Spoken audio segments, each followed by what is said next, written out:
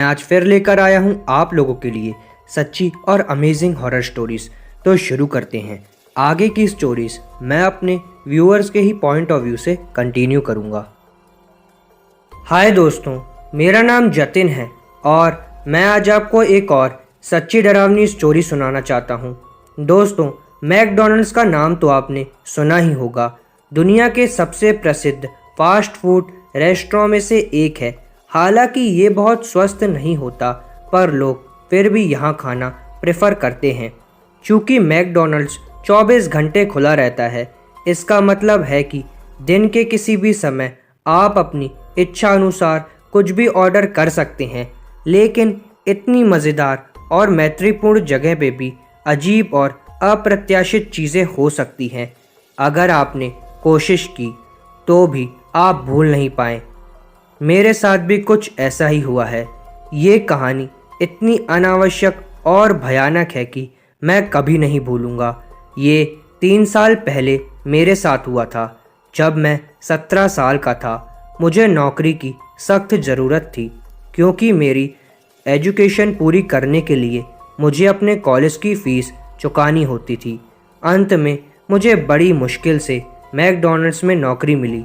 मेरे बॉस को खुश करने के लिए मुझे उनसे जो भी शिफ्ट करनी थी काम करना था, चाहे वो दिन या रात हो, मुझे करना ही पड़ता। इस बिंदु पर मैं मैकडॉनल्ड्स में 3 महीने से काम कर रहा था, लेकिन मैं केवल दिन की पाली में काम कर रहा था। एक दिन मेरे बॉस ने मुझे अपने कमरे में बुलाया और मुझे बताया, क्योंकि मैं अब मैकडॉनल्ड्स में महीनों से काम कर रहा था और बहुत अनुभव प्राप्त कर ही लिया था, मैं रात की शिफ्ट के लिए तैयार था। मेरे बॉस ने मुझे ये भी बताया कि रात की शिफ्ट बहुत शांत हो सकती है, क्योंकि मुझसे पूछा कि क्या तुम्हें ये करने में कोई समस्या है। मैंने उससे कहा कि नहीं, मैं नहीं करूँगा। फिर जैसे तैसे मेरे बॉस ने मुझे मनाया और कहा कि तुम्हारी शिफ्ट रात 12 बजे से 5 बजे सुबह तक लगी रहेगी। मैं शनिवार को मैकडॉनल्ड्स 12 बजे की घड़ी में पहुंच गया। मेरे प्रबंधक ने मुझे बताया कि मेरे काम केचप, मेयोनीज और बारबेक्यू सॉस को फिर से भरने का था। फर्श साफ करो और टेबल सेट कर दो। उसने मुझे करने के लिए चीज़ों की एक लंबी सूची दे दी। मुझे सब कुछ बताने के बाद मैनेजर घर चला गया। मैकडॉनल्ड्स काफ़ी शांत था, लेकिन मैं वास्तव में चुप्पी पर ध्यान नहीं देता था, क्योंकि मैं अपने काम में इतना व्यस्त रहता था। मुझे बहुत सी चीज़ें करने की ज़रूरत थी। जैसा कि मैंने अपना काम किया था, मैंने कभी भी समय पर ध्यान नहीं दिया और अचानक ये 2 बज चुका था। मुझे ये अजीब लगता है कि तब तक कोई ग्राहक मैकडॉनल्ड्स में आया नहीं, लेकिन मैं इसके साथ ठीक था। मैं बस अपना काम जल्दी ख़त्म करना चाहता था। कल से मुझे इसकी सूचना प्रबंधक को देनी थी। मैं टेबल पर कॉफ़ी के कप की व्यवस्था कर रहा था, जब मुझे अचानक लगा कि मुझे कोई देखे जा रहा है। ये एक अजीब सा एहसास था, लेकिन मैंने इसकी कोई सुध नहीं ली। मैं अपने काम से ही काम रख रहा था। चूँकि मुझे देर से काम करने का कोई अनुभव नहीं था, इसलिए अजीब सा एहसास था ये, क्योंकि मैं ऊपर रह रहा था। अचानक मेरी नज़र खिड़की पर पड़ी। जब मैंने बाहर देखा तो मुझे एक अजीब काली आकृति दिखाई दी, जैसे कोई मुझे बाहर खड़ा होकर मुझे देखे जा रहा है। मुझे लगा कि ये सिर्फ मेरी कल्पना है। रात के इस समय बाहर कौन खड़ा होगा। मैंने अपना काम जारी रखा और टेबलों की सफाई शुरू कर दी। थोड़ी देर बाद मेरा ध्यान फिर से खिड़कियों पर गया। अब ऐसा लग रहा था कि काली आकृति करीब आ रही है, लेकिन मैंने खुद को आश्वस्त किया कि मैं चीज़ों को देख रहा हूँ, कुछ भी नहीं हो पा रहा।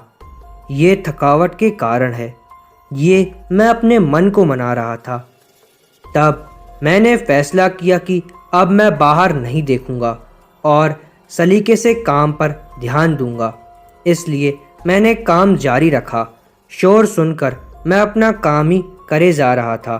मैं आपको देख सकता हूँ, मैं आपको देख सकता हूँ। ये आवाज़ें जैसे ही मेरे कानों पर पड़ी, तुरंत मैंने बाहर देखा और जैसे ही मैंने बाहर देखा, मेरे डर की पुष्टि आखिर हो ही गई। एक दानव जिसकी आंखें खून की तरह लाल थी, मुझे घूरे जा रही थी। मैं वहाँ 1 मिनट भी नहीं रह सकता था। मैंने तुरंत दरवाजे पर एक बंद चिन्ह लटका दिया। मैं जितनी तेजी से भाग सकता था वहाँ से भाग गया। मैं जल्दी से अपने कार में गया और अपने जीवन के लिए वहाँ से भाग गया। मैंने अपने मैनेजर को फ़ोन करके बताया कि मैं बीमार होने के कारण उसे छोड़ रहा हूँ और मैनेजर ने मुझे घर जाने दिया। मैं उसे बताना नहीं चाहता था कि उस रात मेरे साथ क्या क्या हुआ, क्योंकि मुझे पता था कि वह मुझ पर विश्वास नहीं करेगा अगर मैंने उनको बताया। मैं जैसे तैसे गाड़ी चलाकर घर पहुंच गया और मैंने अब ठान लिया दोस्तों कि मैं कभी भी कोई भी काम में नाइट शिफ्ट में नहीं करूंगा। और अब मैं फिर से नौकरी से बेदखल हो चुका हूं और नौकरी की तलाश कर रहा हूं। दोस्तों, आशा है कि आपको मेरी ये स्टोरी पसंद आई होगी। हेलो दोस्तों, मैं आपको अपना नाम नहीं बताऊंगा, पर जो मैं कहानी आप लोगों को सुनाने वाला हूँ, इसमें 2 पति पत्नी होते हैं, जिसमें लड़के का नाम गौरव और लड़की का नाम शालिनी होता है। गौरव की शादी को कुछ ही महीने हुए थे। वे दोनों पति पत्नी बहुत खुश थे एवं कुछ महीने बाद ही गौरव का ट्रांसफ़र दूसरे शहर में हो गया। कंपनी वालों की तरफ से एक फ्लैट गिफ्ट के तौर पर दिया गया, जिसमें वो दोनों रहने लगे। लेकिन उन्हें क्या पता था, ये फ्लैट एक भूतिया फ्लैट है और इनकी जीवन का सबसे डरावना सच बनने वाला है। ये पहले दिन ही गौरव और शालिनी ने मिलकर फ्लैट साफ कर दिया। फ्लैट काफ़ी सुंदर और शानदार था, इसलिए उन्हें काफ़ी समय लगा। इस नए शहर में ढलने की कोशिश कर रहे होते थे तथा साथ ही में बात भी कर रहे होते कि इससे नए शहर में हम क्या कुछ नया कर सकते हैं। बात करते करते काफ़ी रात हो जाती है। इसी कारण वह अपने बेडरूम में सोने चले जाते हैं। करीबन रात के 1 बजे गौरव की आंख खुलती है तो वो देखता है कि शालिनी उसके बगल में नहीं है। इतने में ही गौरव के गर्दन के पीछे से 2 हाथ आते हैं और उसकी गर्दन को पकड़ लेते हैं। गौरव डरते हुए पीछे की तरफ देखता है तो वो देखता है कि पीछे उसकी पत्नी शालिनी खड़ी है। उसकी पत्नी ने कहा, क्यों, डर गए क्या? मैं तो बाथरूम गई थी, आप इतनी रात में क्यों जगे हैं? गौरव ने कहा, बस कुछ नहीं, यूं ही पानी पीने के लिए उठा था। सुबह होकर शालिनी दोनों के लिए नाश्ता बनाती है और नाश्ता टिफ़िन में पैक करके गौरव काम पर निकल जाता है। और फिर शालिनी सोचती है कि घर का बचा कुचा काम ही निपटा लेती हूँ। वो कपड़े धोने के लिए वॉशिंग मशीन में डालती है और कुछ देर बाद जब वो वापस आती है तो देखती है कि वॉशिंग मशीन में कपड़े ही नहीं हैं। वो ये सब देखकर चौंक जाती है। वो घबराते हुए अपने कपड़ों को इधर उधर ढूंढने लगती है। जब वह अपने बेडरूम में जाती है तब वहाँ पर उसके सारे गीले कपड़े उसके बेड पर ही होते हैं। जब शाम को गौरव वापस आता है तब वो सारी बात गौरव को बताती है। गौरव भी उसकी बात को वहम समझकर टाल देता है। अब दोनों अपने बेडरूम में सोने के लिए चले जाते हैं। रात को गौरव को किसी के तेज सांस लेने की आवाज़ें सुनाई देती हैं। जैसे ही अपनी आंखें गौरव खोलता है तो वो डर के मारे बेड से नीचे गिर जाता है। जब उसकी आंख पूरी तरीके से खुलती है तो वो देखता है कि शालिनी के बगल में एक काला साया सो रहा होता। वह भागकर बाथरूम में जाता है और अपनी आंखें धोकर आता है और फिर से देखता है तो वहाँ पर कोई नहीं होता। फिर गौरव को लगता है कि यहाँ पर ठीक से ना सोने की वजह से उसे मन का वहम हो रहा होगा। इसी तरीके से पूरा एक हफ्ता दोनों को कई बार डर का सामना करना पड़ता है, पर वो इसे मन का वहम समझकर टाल देते हैं। फिर एक रात में दोनों सो रहे होते हैं। शालिनी सुनती है कि कोई उसके बेड के नीचे से पलंग को हिला रहा है। जैसे ही शालिनी नीचे को देखती है तो उसके बाल पकड़कर कोई अदृश्य चीज उसको नीचे खींच लेती है। शालिनी चीखने और चिल्लाने लगती है। शालिनी के चीखने और चिल्लाने की वजह से गौरव की आंख भी खुल जाती है और जैसे ही गौरव बेड के नीचे देखता है वो डर के मारे नीचे गिर जाता है।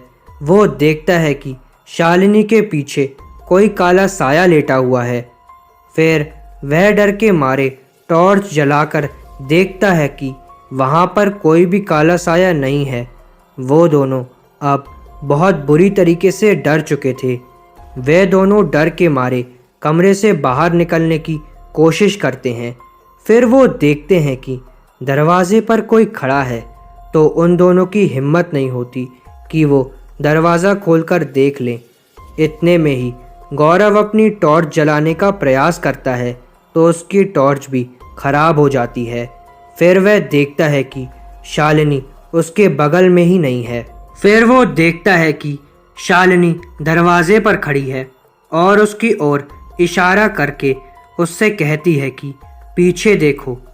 जैसे ही गौरव पीछे देखता है तो उसे जोर का मुक्का पड़ता है। इसके बाद गौरव के ऊपर कमरे के सामानों से हमला होता है। वह काफ़ी चोटिल हो जाता है। इतने में शालिनी दरवाज़ा खोलने में कामयाब हो जाती है। वह जैसे ही दोनों भागकर बाहर की तरफ भागते हैं तो उन्हें पीछे से धक्का लगता है और वो फ्लैट के बाहर हो जाते हैं।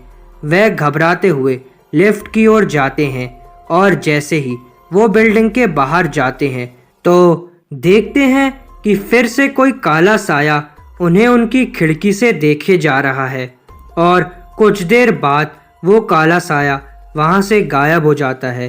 इतनी हादसों के बाद गौरव और शालिनी समझ चुके थे कि ये फ्लैट हॉन्टेड था और फिर कभी भी उस फ्लैट में रहने को नहीं गए और अपना सामान दूसरे ही दिन दूसरे फ्लैट में शिफ्ट करवा दिया। दोस्तों, ये बिल्कुल सच्ची स्टोरी है।